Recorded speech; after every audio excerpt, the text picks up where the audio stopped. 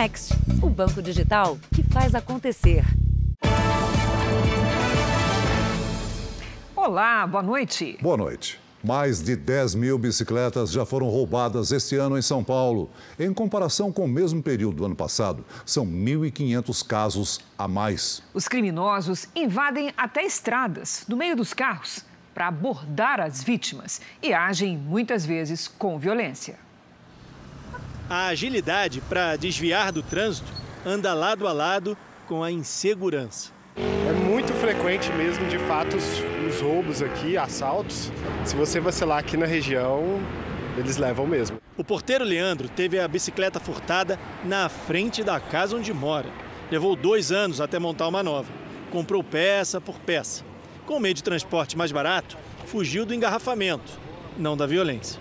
Saiu de casa às 5h30, de olho para os 4 cantos. Quando abre o portão, eu fico de olho, hein? Bem atento, né, velho? Porque não dá para vacilar, não. Manuel ficou mais cuidadoso depois que 2 amigas tiveram as bicicletas roubadas. De noite, por exemplo, eu nem ando em ciclofaixa, eu ando no meio da rua. Não ando porque de noite, principalmente, a iluminação é ruim na ciclofaixa e eles ficam escondidos tudo atrás dessas árvores aqui. São Paulo é a cidade com a maior malha cicloviária do país. São quase 700 quilômetros de ciclovias. A procura pelas bicicletas, como meio de transporte, cresce junto com o interesse dos criminosos. Muitas vezes, eles agem com truculência. Em outras, preferem os desavisados. Nesse caso, o furto foi na porta de uma farmácia. A avenida mais famosa de São Paulo é também a mais perigosa para quem anda de bicicleta. A ciclofaixa, que passa aqui no meio da Avenida Paulista, foi o lugar onde mais se roubou bicicletas no estado esse ano. O Jornal da Record teve acesso aos dados mais recentes, por meio da Lei de Acesso à Informação. De janeiro a agosto desse ano, 76 bicicletas foram roubadas na Paulista. Dos 10 locais com maior número de casos, 8 estão na capital e 2 em Santos, no Litoral Sul. Segundo a Secretaria de Segurança Pública, nesse período foram roubadas 10.798 bicicletas no estado, 1.512 a mais do que no mesmo período de 2021. Esse ciclista seguia pelo acostamento da estrada quando um criminoso se jogou na frente da bicicleta. Em 1 minuto, eles invadiram a pista, me derrubaram, pegaram minhas coisas e saíram da pista. Machuquei na queda, um carro ralado, bati a cabeça, mas nada de importante, nada muito sério. Para mim foi uma surpresa, nunca tinha ouvido falar dessa tática. De provocar a queda desse jeito, para mim foi novidade. A bike foi encontrada horas depois, sem peças importantes, como a correia e os freios. Os assaltantes venderam no mercado paralelo. As investigações prosseguem. Nós estamos fazendo uma análise rigorosa das imagens através da nossa inteligência policial, no sentido de identificar, através da face, identificar os criminosos que praticaram o roubo e, consequentemente, a prisão desses criminosos. Guilherme conta que as ruas são perigosas para os ciclistas porque também falta respeito no trânsito. Olha a dificuldade, ó. A gente está no meio da rua porque tem um carro na ciclofaixa. O motorista saber que ele precisa proteger o ciclista porque é um veículo menor, porque está em risco, e respeitando o espaço, o ciclista respeitando o espaço que lhe cabe, tem espaço para todo mundo. Veja agora outros destaques do dia. Ministério da Saúde desmente caso de poliomielite no Brasil. Polícia prende o 4º suspeito por assassinato de vencedor da Mega Sena. Nos Estados Unidos, FBI acredita ter elementos para processar filho do presidente Biden. Prêmio Nobel da Paz vai para ativistas que criticam Vladimir Putin e a guerra na Ucrânia. E o dia dos candidatos à presidência na busca de votos e acordos para o segundo turno das eleições.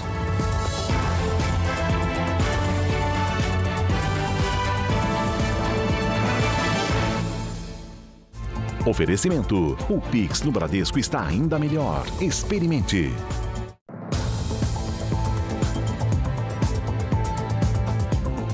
Criminosos têm usado uma nova estratégia para roubar motoristas nas grandes cidades. A chamada gangue da batidinha provoca uma pequena colisão. Quando a vítima desce do carro, é surpreendida com um assalto. Após ser vítima da gangue, este homem ainda está muito assustado. Ele tem medo de mostrar o rosto. E ele me agarrou pela cintura, daí saíram mais 2 de dentro do carro. Por volta das 7 da manhã, um carro bateu na traseira do veículo que ele dirigia. Quando ele desceu para ver o que tinha acontecido, os criminosos anunciaram o assalto. Depois de lutar com um deles, levou um tiro de raspão. Eu fiquei todo machucado, levei, acredito que foi uma coronhada, porque foi em cima na cabeça, na região do tiro que pegou na lateral do rosto. Levei 14 pontos, pegou de raspão no meu rosto. Os assaltantes fugiram sem levar o carro da vítima. Segundo as investigações, a quadrilha age na zona norte da capital paulista e na região de Itaquaquecetuba, na Grande São Paulo. Na delegacia, a vítima reconheceu o atirador, que já está preso. Ele tem 19 anos. O carro usado no crime foi apreendido. Na casa do suspeito havia munição de revólver. Outros 2 suspeitos de participar da gangue da Batidinha já foram identificados, mas a polícia acredita que a quadrilha seja bem maior.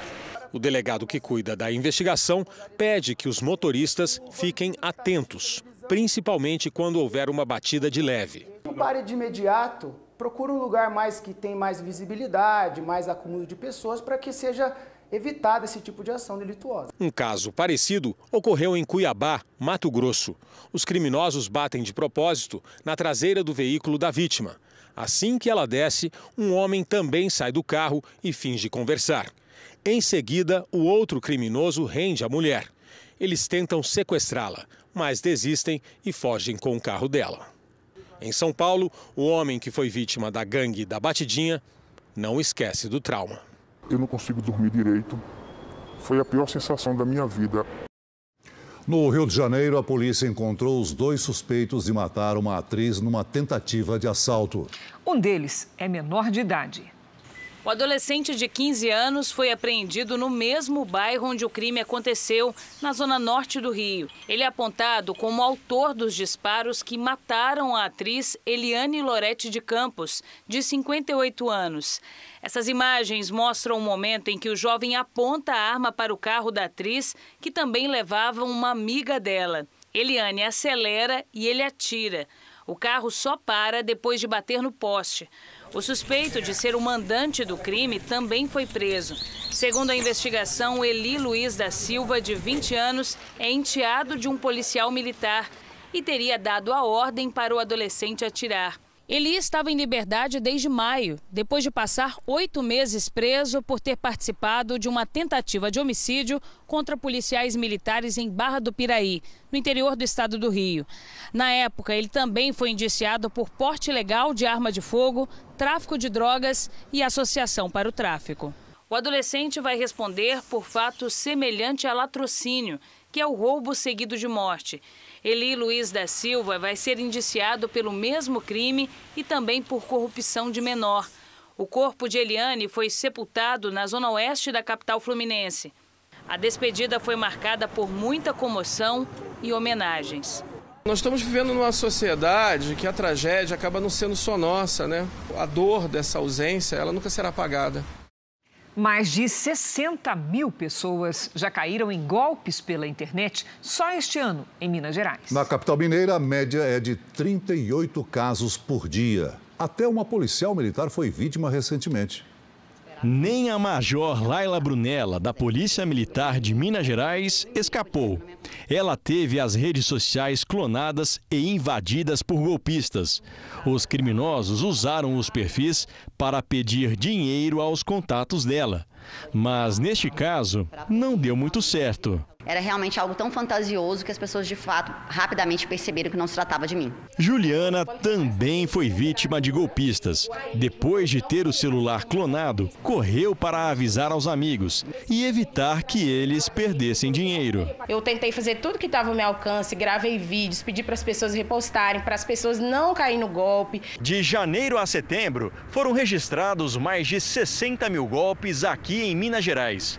Em Belo Horizonte, são 38 casos por dia. Segundo a polícia, os criminosos conseguem os dados pessoais das vítimas por meio de empresas que vazam as informações. Hoje em dia, você faz uma compra em qualquer mercado ou na internet, e ali você coloca todos os seus dados principais. O chefe da Delegacia de Crimes Cibernéticos explica que os golpes vão mudando com o tempo. Por isso, todo cuidado é pouco. Então, a partir do momento que algum tipo de crime ele fica comum, as pessoas acabam não mais caindo nesse tipo de golpe. Então, o criminoso ele alterna, ele muda, ele aperfeiçoa a forma do cometimento do crime. Mais de 12 mil suspeitos foram presos em um mês por matar ou agredir mulheres. É o resultado da Operação Maria da Penha, realizada em todo o país pelo Ministério da Justiça e Segurança Pública. Mãe de 3 filhas, Conceição Rodrigues Mendonça tinha 51 anos. Ela foi assassinada pelo ex-companheiro, pai das crianças. Imagens do circuito de segurança mostram o homem a caminho da casa da vítima, em Goiânia. Horas antes, ele mandou um áudio para um amigo, avisando que iria cometer o crime. Daqui a pouquinho eu encontro com ela. Estou me preparando para poder me matar também. Leônidas Divino Alves, de 58 anos, foi preso depois de cometer o assassinato, escondido na mata. Para evitar crimes contra a mulher, o Ministério da Justiça e Segurança Pública realizou pelo 2º ano consecutivo a Operação Maria da Penha. Durante 30 dias, entre os meses de agosto e setembro, policiais de todo o Brasil prenderam mais de 12 mil homens suspeitos de violência doméstica. Só que em Goiás foram mais de 500 prisões. 220 mil agentes de segurança de todo o país participaram da operação. Foram mais de 72 mil boletins de ocorrência e 41.600 medidas protetivas. Se faz necessário a colaboração de todos, principalmente daquelas pessoas que convivem, presenciam ou têm conhecimento da ocorrência desse tipo de crime. E para isso, podemos utilizar os canais de denúncia disponíveis em nosso país. O 180, o 190 ou o 197. O FBI, que é a Polícia Federal dos Estados Unidos, acredita já ter indícios para processar um filho do presidente Joe Biden. Hunter Biden deve responder por crimes fiscais e por uma suposta declaração falsa prestada para comprar uma arma. O filho do presidente está sob investigação federal desde 2018 por possíveis crimes no trabalho de consultoria realizado para empresas da China e da Ucrânia. Segundo o jornal americano The Washington Post, Hunter também teria preenchido um formulário em 2018 dizendo que não era viciado nem usava drogas. O documento era importante para que Hunter pudesse comprar uma arma de fogo. Em um livro de memórias, ele descreve ter usado drogas com frequência naquele ano. A defesa de Hunter Biden diz que não foi procurada por agentes federais e nega qualquer infração da lei. O Departamento de Justiça dos Estados Unidos se recusou a comentar o caso e o FBI também não se pronunciou. A decisão sobre abrir ou não o processo caberá ao Ministério Público do Estado americano de Delaware, onde vive a família do presidente Biden.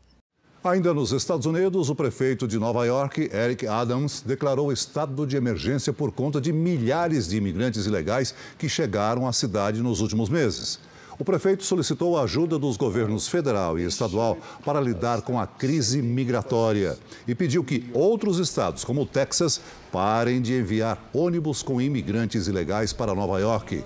Com os abrigos da cidade superlotados, novos centros provisórios têm sido construídos. Veja a seguir: Ministério da Saúde descarta caso de poliomielite no Brasil. E veja também o dia dos candidatos Jair Bolsonaro e Luiz Inácio Lula da Silva.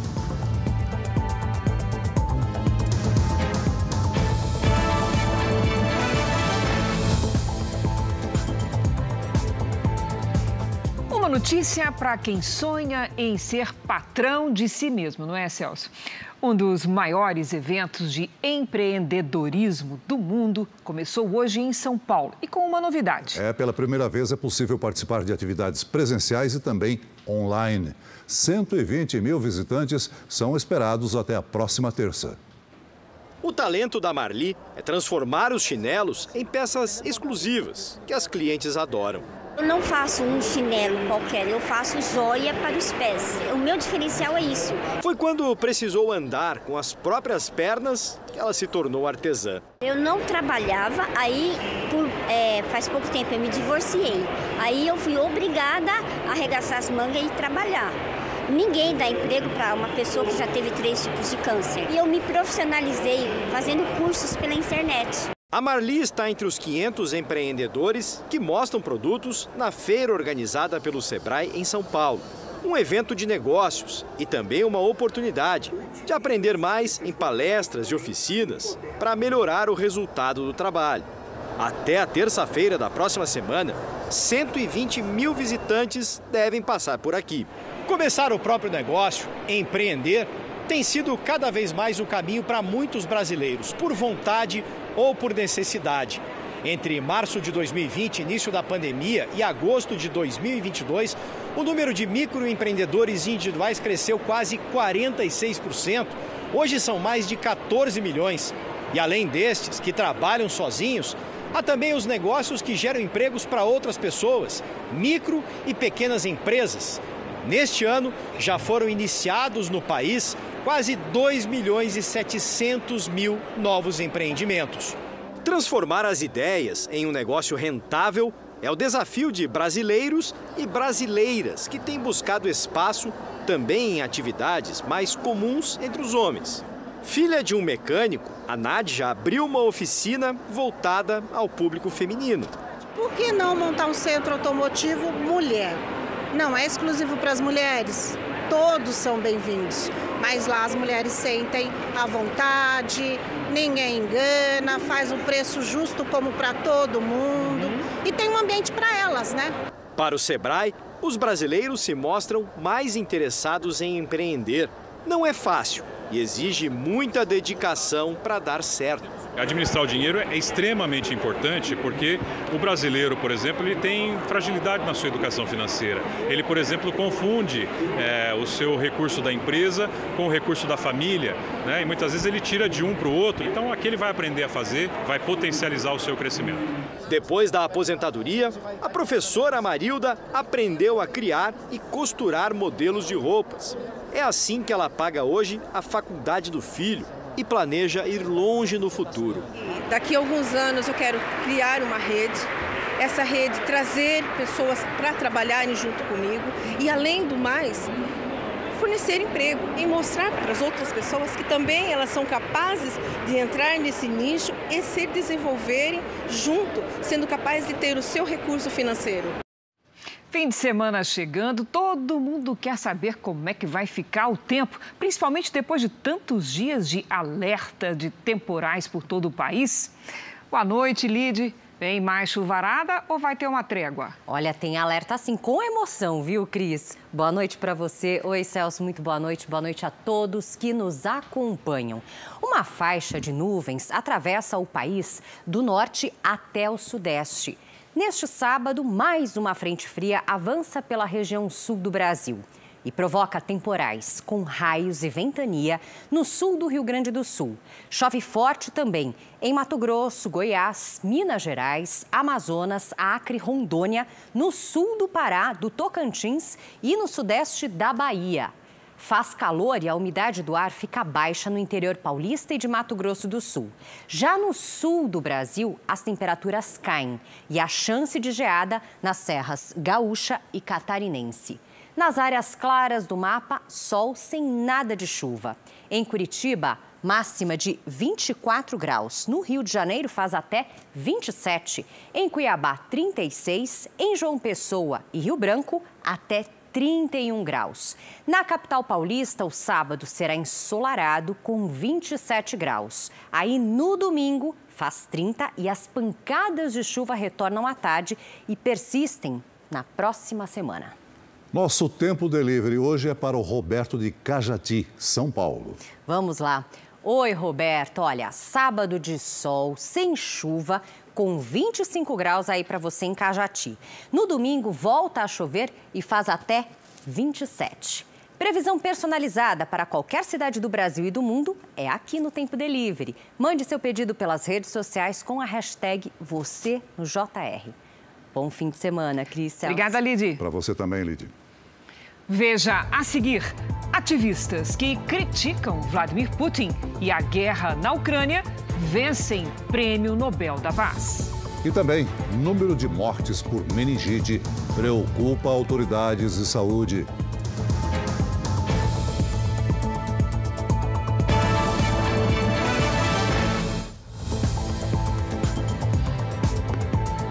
Um dia depois de o presidente Biden fazer um duro discurso contra a possibilidade do uso de armas nucleares pelos russos na guerra da Ucrânia, o governo dos Estados Unidos afirmou não ter informações de que Vladimir Putin tenha decidido usar esse tipo de armamento.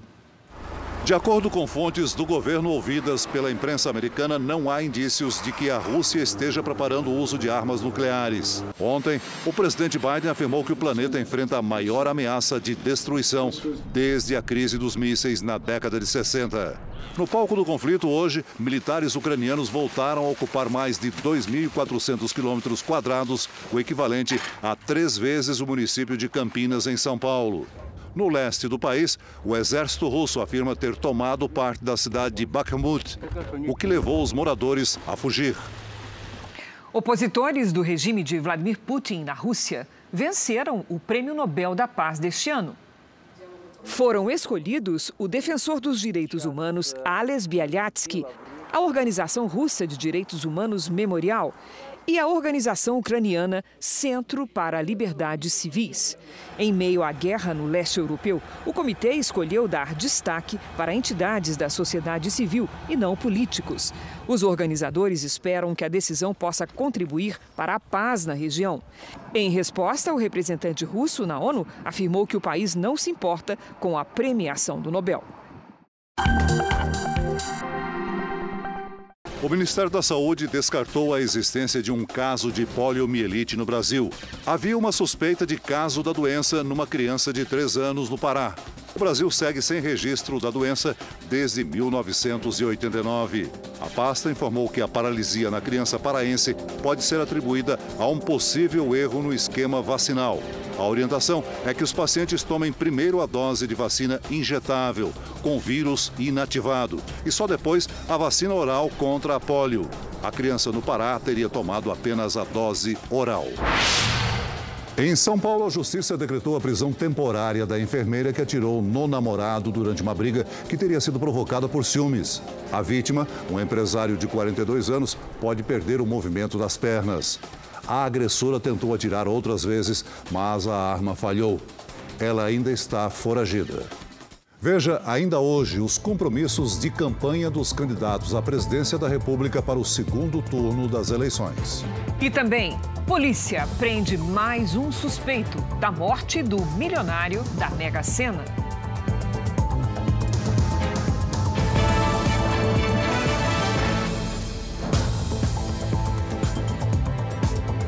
Na Argentina, um confronto entre policiais e torcedores de futebol terminou com uma pessoa morta.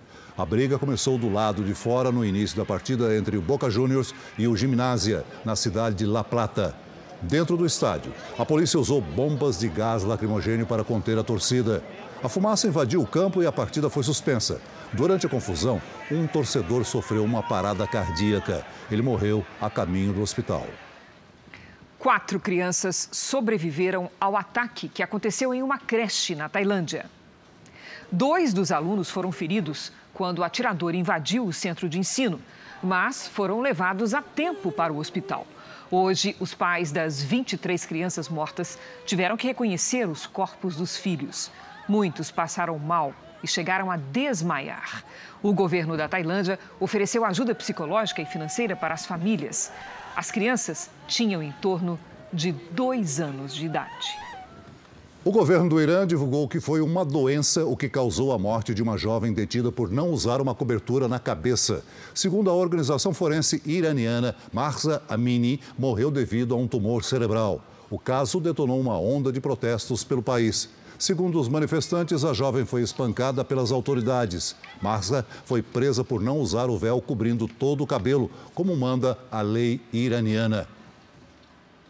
O Jornal da Record faz uma pausa para o horário eleitoral. Voltamos logo em seguida com mais JR.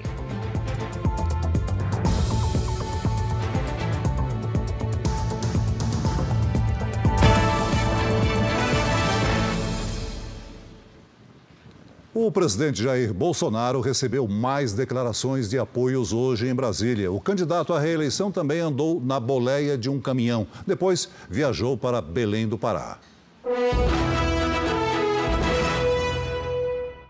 O presidente candidato à reeleição pelo PL, Jair Bolsonaro, chegou logo cedo a uma produtora em Brasília, onde gravou vídeos para a campanha. Depois, Bolsonaro subiu na boleia de um caminhão e deu um passeio pela capital federal. O candidato aproveitou para relembrar os cortes de impostos voltados para os caminhoneiros e a redução no preço dos combustíveis. O presidente voltou ao Palácio da Alvorada, onde recebeu o apoio do prefeito de Maceió, João Henrique Caldas, que agradeceu o governo pelos investimentos no estado. Acreditamos que todo esse trabalho, que aqui narrado por mim, na testemunha de todos vocês, foi fundamental para o sucesso não só de Maceió, mas todas as obras que tem em Alagoas e tantas outras que estão acontecendo pelo Nordeste do Brasil. O prefeito de Porto Alegre, Sebastião Melo, também declarou apoio a Bolsonaro. No início da tarde, o presidente recebeu um grupo de crianças no Palácio da Alvorada. Depois, Bolsonaro voltou a falar com a imprensa e subiu o tom contra o PT. Se vocês botarem um pinguço para dirigir o Brasil, um cara sem qualquer responsabilidade, que tem um rastro de corrupção, um rastro de deboche para com a família brasileira, de ataques a padres, a pastores, vocês acham que vai dar certo? Compare, veja os meus ministros e os futuros ministros de Lula. Ele não fala quem vai ser, ele não diz quem vai ser. Está na cara que o Zé Dirceu deve estar na Segov, Gleisi Hoffmann deve estar na Casa Civil, Dilma nas Minas de Energia. Vai trazer essa quadrilha de incompetentes para comandar o Brasil. Não vai dar certo! Depois dos compromissos com aliados, Bolsonaro almoçou com jornalistas no Palácio da Alvorada. Após o encontro, o presidente viajou a Belém do Pará, onde tem compromissos de campanha amanhã. O candidato do PT, Luiz Inácio Lula da Silva, teve compromissos na Grande São Paulo. O dia do candidato à presidência pelo PT, Luiz Inácio Lula da Silva, começou em Guarulhos, na Grande São Paulo. Em cima de um carro, ele percorreu o centro da cidade e fez discurso para os apoiadores. O candidato também conversou com a imprensa e se mostrou irritado com a pergunta de uma jornalista. Sabe por que eu não abordo pauta de costume? Porque quem tem história não precisa ficar abordando a mesma coisa todo dia. Quando você não é conhecido, quando você nunca participou de uma campanha política, eu fui candidato em 89, 94, 98, 2002, 2006, sabe? Eu já discuti todos esses assuntos. Se você quiser saber o programa do PT, você não tem nem que perguntar para mim, você entra na internet e você vai ver o nosso programa com mais de 20 mil adesões de pessoas fazendo sugestão de programa de governo. À tarde, Lula se encontrou pela primeira vez publicamente com Simone Tebet. A senadora, terceira colocada no primeiro turno, anunciou apoio a Lula no início da semana. O presidente Lula, a sua equipe econômica de assessores, acaba de receber e incorporar todas as sugestões que fizemos do nosso programa de governo ao seu programa de governo. No final da tarde, Lula foi à casa do ex-presidente Fernando Henrique Cardoso, do PSDB. FHC também já manifestou apoio ao petista. O encontro dos dois foi fechado. Este fim de semana e na próxima, Lula deve ir a São Paulo, Minas Gerais, Rio de Janeiro, Alagoas e Bahia. No Rio Grande do Sul, Eduardo Leite, do PSDB, afirmou hoje que não vai declarar em qual candidato à presidência vai votar no segundo turno. Apoiado pelo presidente Jair Bolsonaro, Onyx Lorenzoni, do PL, participou de um encontro para buscar alianças políticas. Onyx Lorenzoni se reuniu hoje em um hotel com deputados eleitos pelo PL e com parlamentares do Republicanos, do PTB e do MDB. Um dos objetivos da campanha é ganhar votos na capital e região metropolitana. O PTB, ontem à noite, tomou a decisão de nos apoiar formalmente. Eles estão se engajando também na nossa campanha, um reforço importante, principalmente o PTB sempre tem muita força na região metropolitana. A propaganda política obrigatória recomeçou oficialmente nesta sexta-feira, mas um acordo entre as chapas de Onyx Lorenzoni e Eduardo Leite transferiu o início do horário eleitoral em veículos de comunicação no Rio Grande do Sul para a próxima quinta-feira, 13 de outubro. Hoje pela manhã, Eduardo Leite afirmou que não vai se posicionar na disputa à presidência.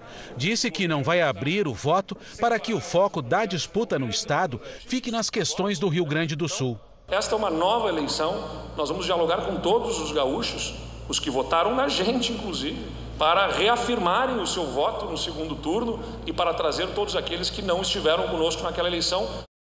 Vamos ver como foi a agenda dos candidatos ao governo da Bahia. O candidato do União Brasil, ACM Neto, se reuniu com deputados durante o dia e participou de uma carreata no município de Santo Amaro, no Recôncavo Baiano. O candidato do PT, Jerônimo Rodrigues, deu uma entrevista em Salvador e viajou para a cidade de Juazeiro, no norte da Bahia, onde se encontrou com lideranças religiosas.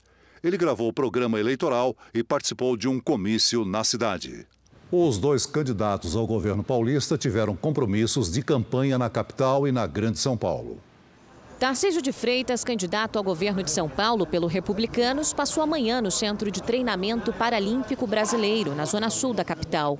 Tarcísio de Freitas disse que, se eleito, pretende criar um novo centro de treinamento paralímpico no interior do estado, além de investir em escolas integradas e na capacitação de professores. O candidato também prometeu mais acessibilidade nos prédios públicos e terminais de transporte. A gente tem que ter mais centros especializados de reabilitação, integrados à rede Luci Montoro, trabalhar muito a questão da acessibilidade dos prédios públicos, principalmente a acessibilidade também nas questões dos terminais de transporte. A gente ainda vê muitas estações de trens metropolitanos sem acessibilidade. Fernando Haddad, candidato do PT ao governo de São Paulo, participou de uma caminhada em Guarulhos, na região metropolitana. Nós fizemos uma proposta de aumentar o poder de compra do trabalhador, aumentando o salário mínimo paulista e diminuindo os impostos sobre a cesta básica e a carne. Nós fizemos uma proposta de reindustrializar o Estado, usando o conhecimento produzido pelas nossas universidades. Nós fizemos a proposta de diminuir a fila do SUS, os hospitais-dia. Em Brasília, o Ministério da Educação anunciou o desbloqueio de recursos das universidades federais. Quem tem os detalhes é Luiz Fara Monteiro. Vamos lá diretamente com o Fara. Boa noite, Fara. Boa noite, Cris. Boa noite, Celso, e a você que nos acompanha. Além das universidades, a liberação de recursos beneficia a institutos federais e a CAPES, responsável pela concessão de bolsas de estudo. São 464 milhões que poderiam ser gastos somente em dezembro, mas vão ser liberados. O Ministério da Educação reforça que o funcionamento das instituições nunca esteve em risco. A liberação foi possível após uma conversa entre os ministros da Educação, Vitor Godoy, e da Economia, Paulo Guedes. O governo federal garante que a responsabilidade fiscal será mantida. Cris e Celso. Obrigada, Fara. E o ministro da Economia, Paulo Guedes, disse hoje que o Brasil terminará 2022 com as contas no azul pela primeira vez em 8 anos. De acordo com o ministro, o Ministério revisou as projeções das contas públicas e no final do ano o Brasil terá saldo positivo em caixa de 13 bilhões e meio de reais. A previsão anterior era de que o país ficasse no vermelho em mais de 59 bilhões de reais. Os motivos da melhora são o aumento da arrecadação de impostos e o corte de despesas. Veja agora os destaques do Domingo Espetacular. Exclusivo, Carolina Larriera, a viúva do diplomata Sérgio Vieira de Mello, faz revelações sobre a morte do marido. Ele foi forçado a ir ao Iraque. Sérgio morreu num atentado terrorista em Bagdá há 19 anos. Durante todo esse tempo, ela luta para que a ONU reconheça a união dela com Sérgio e critica o tratamento que a organização tem dado às vítimas da tragédia. Por que nós nunca recebemos nenhuma resposta?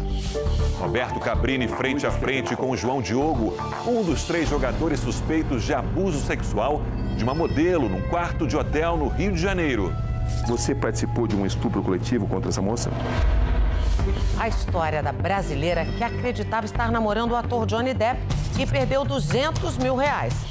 Do canteiro de obras para o sucesso nas redes sociais. Como estão hoje os pedreiros cantores, que ficaram conhecidos no mundo todo com uma brincadeira. depois da Hora do Faro.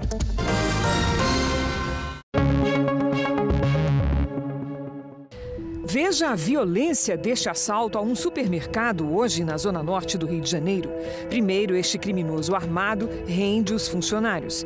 Na sequência, um dos ladrões aparece carregando uma sacola com produtos. Os funcionários são obrigados a entrar no estoque, mas um deles é golpeado com um fuzil. 8 celulares e garrafas de uísque foram levados. Até agora, ninguém foi preso. O aumento de mortes por meningite preocupa as autoridades de saúde em vários estados brasileiros. A situação mais crítica é em São Paulo. Este ano foram quase 300 mortes no estado causadas pela doença. O Vicente veio tomar a dose de reforço contra a meningite para completar o esquema vacinal. Esse reforço já estava programado, foi orientação da pediatra dele, porque é uma proteção para a criança e uma tranquilidade para nós, os pais. Dados do Ministério da Saúde mostram que esse ano o Brasil registrou quase 6 mil casos da doença e 700 mortes. Houve aumento em pelo menos 4 estados na comparação com o ano passado: Bahia, Espírito Santo, Rio de Janeiro e Minas Gerais. Em São Paulo, foram confirmados mais de 2.800 casos de meningite. 290 pessoas morreram. A capital paulista registrou esta semana um surto em 2 bairros. A meningite é uma inflamação das membranas que envolvem o cérebro e a medula espinhal, chamadas de meninges. A doença pode ser causada por vírus, bactéria, fungos ou parasitas. A forma mais grave, a meningite meningocócica, é provocada por uma bactéria e pode matar em menos de 24 horas. A transmissão acontece através da saliva, espirro ou tosse. A principal forma de prevenir a meningite meningocócica é a vacinação. Por esse motivo, o SUS, Sistema Único de Saúde, ampliou a cobertura até junho de 2023 para adolescentes de 11 a 14 anos e crianças até 10 anos que ainda não tenham tomado a vacina. O imunizante é recomendado para pessoas de 3 meses até 64 anos de idade. Segundo a Secretaria Estadual de Saúde, São Paulo vacinou até setembro 71% do público-alvo. A meta do Ministério da Saúde é 95%. A baixa adesão às campanhas de vacinação se reflete no aumento de casos. É uma doença grave. Então, essa baixa de vacinação, essa baixa aderência a esse esquema vacinal que a população tem direito, é uma das causas também de estar aumentando o número. A mãe da Malu não perdeu tempo e trouxe a filha de 7 anos para também tomar a dose de reforço. Mandei a foto da carteirinha dela e do meu filho aqui para as meninas e elas olharam e faltava esse reforço dela. Como é que foi tomar a vacina? Eu chorei um pouquinho, mas depois passou. Agora tá forte, tá protegida. Sim.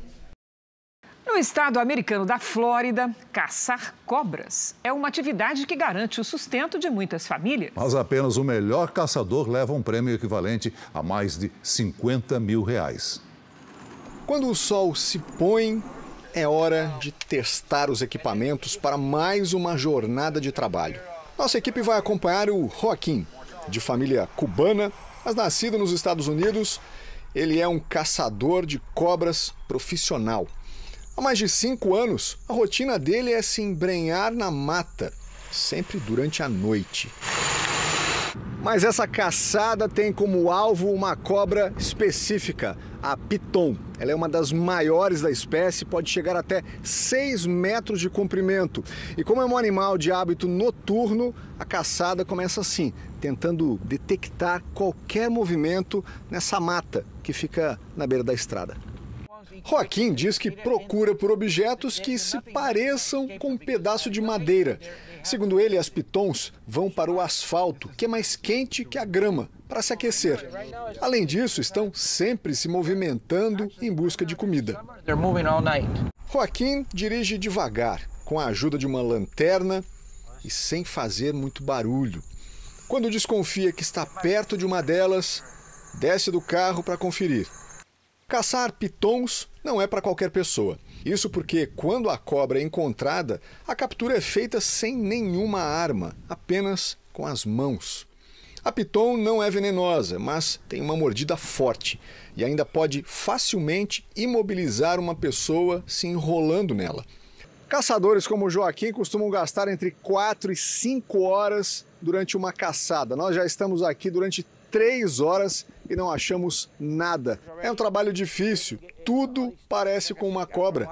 Você ainda pode cair nessa escuridão. A realidade é que é um trabalho complicado, conta o profissional. Caçar pitons é parte de um programa de preservação do governo da Flórida, nos Estados Unidos. A espécie é natural da Ásia.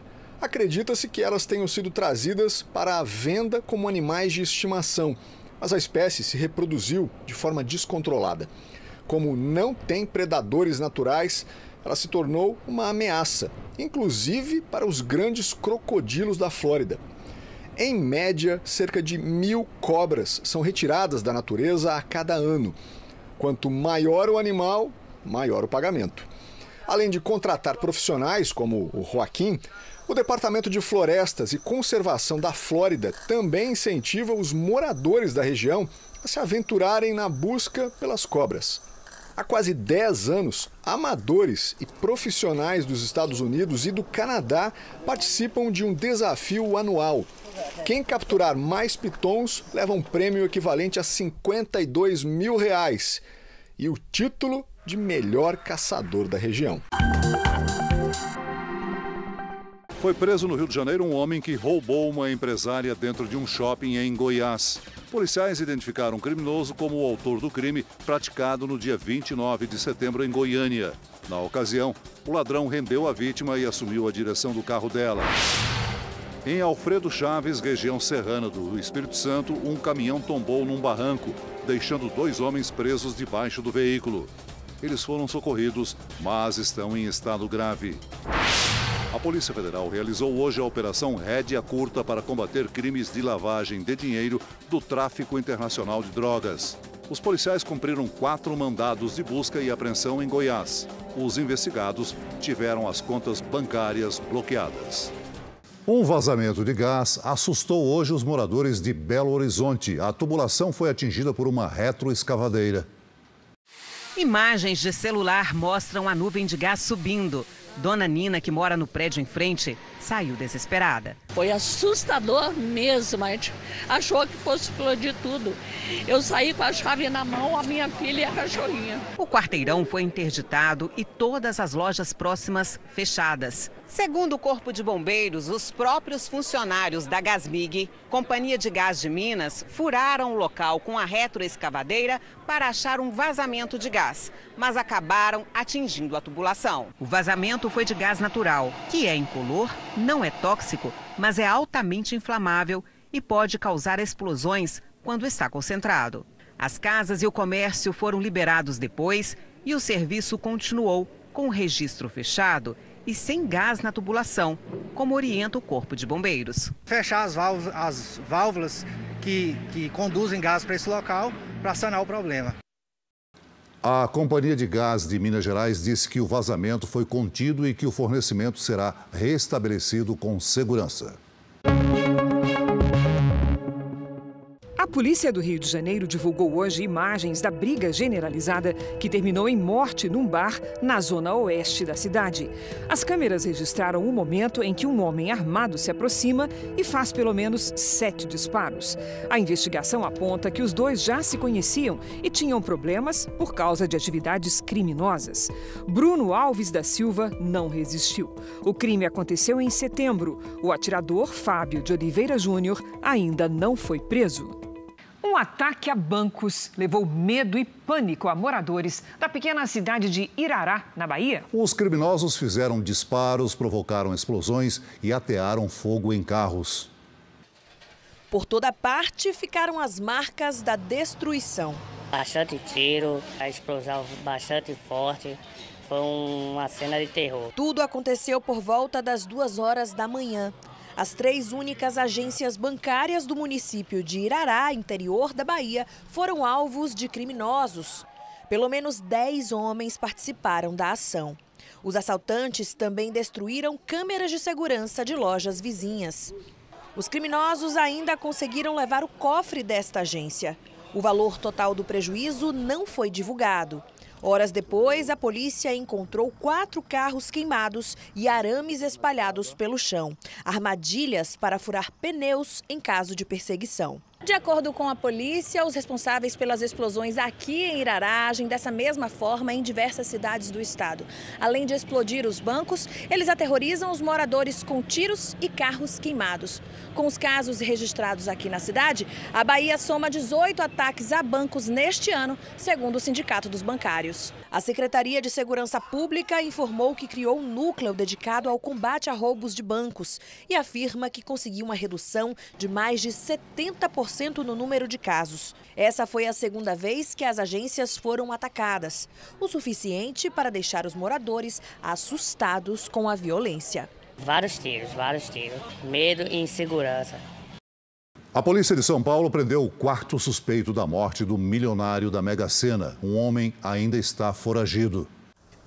O 4º suspeito de envolvimento no assassinato do ganhador da Mega Sena tem 22 anos e foi preso em Campinas, interior de São Paulo.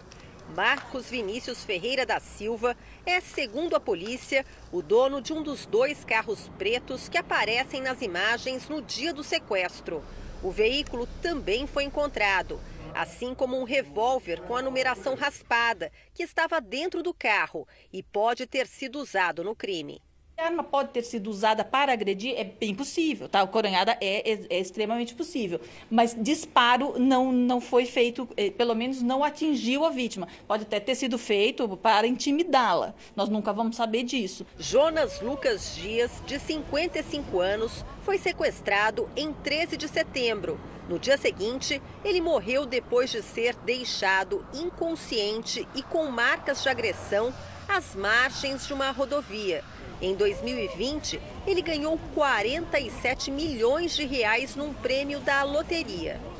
A quadrilha conseguiu sacar e transferir pouco mais de 20 mil reais da conta da vítima.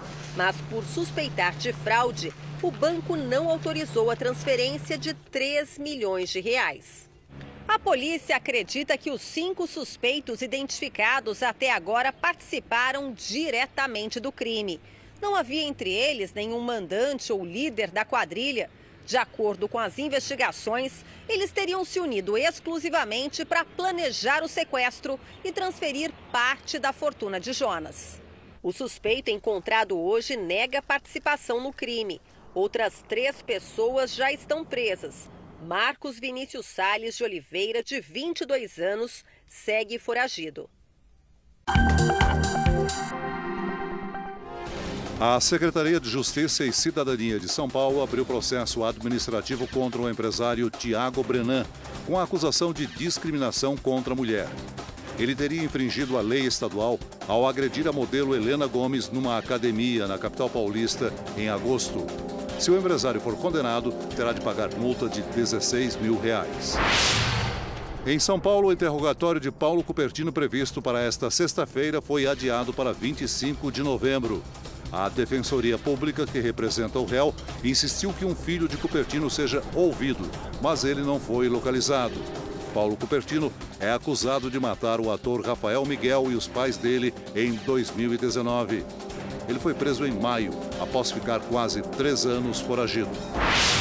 O preço médio da gasolina recuou pela 15ª semana seguida nos postos de combustível do país. O litro caiu de R$ 4,81 para R$ 4,79. Segundo a Agência Nacional do Petróleo, o valor é o menor desde janeiro do ano passado.